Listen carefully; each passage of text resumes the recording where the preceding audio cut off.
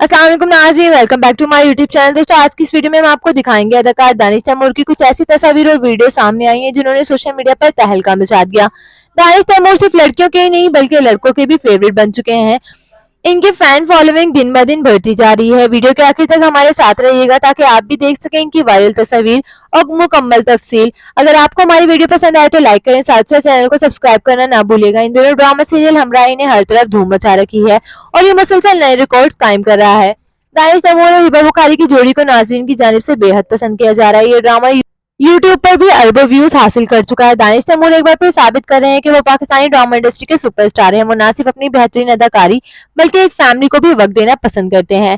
दानिश तैमूर अक्सर अपने काम के बाद फैमिली के साथ वक्त गुजारने को तरजीह देते हैं और जब भी मौका मिलता है तो वो फैमिली के साथ छुट्टियां मनाने बैरून मुल्क चले जाते हैं, जब वो अपनी जिंदगी के खूबसूरत लम्हात एंजॉय करते दिखाई देते हैं। हाल ही में इनकी कुछ तस्वीर सोशल मीडिया पर सामने आई जिनमें वो स्विमिंग करते नजर आए। जैसे ही ये तस्वीर अपलोड हुई वो फौरन वायरल हो गई। लोगों ने इन तस्वीर पर मुख्तलिफ दिलचस्प कमेंट और खूब पसंद किया। इन तस्वीर ने सोशल मीडिया पर वाकई धूम मचा दी। आपको दानिश तैमूर की ये तस्वीर कैसी लगी, अपनी राय कमेंट्स में जरूर शेयर करें।